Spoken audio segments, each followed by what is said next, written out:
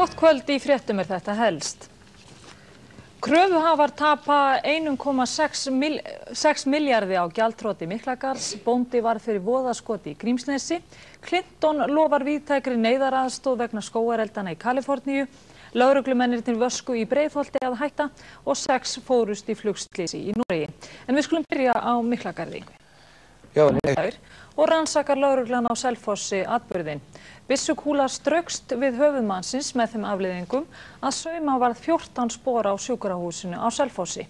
Hallur Hallsson. Kjartan Pálsson 76 ára gamall.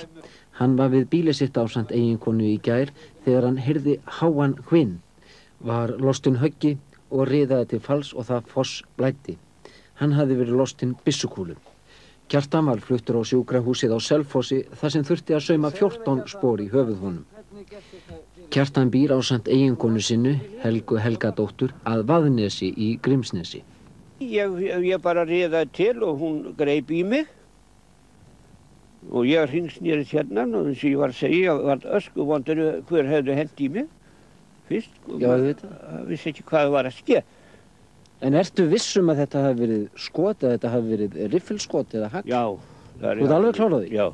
Hann greip mig bara á það hræðsla því að ég sá bara að það flæddi blóðið úr höfðinu á honum og í rauninni vissi ég ekkert hvað ég átt að gera.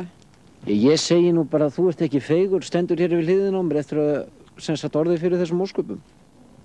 Nei, vistu það, ég fá nú að tóra eitthvað svolítið lengur. Þau eru ekki vafa að rjúpnaskytta hafi verið á ferð og hleypt af skoti úr riffli. Í þeirra hópi sé misjafn sauður í mörgu fé. En úr stórum riffli þá getur bara, þá sér hérna fyrir ofan, hjá Rauni, þegar með stóran riffli þá dregur hann, já, minnst 4-5 kíló. Hver heldur þú sé að skjóti átt að íbúðarhúsum? Hver er?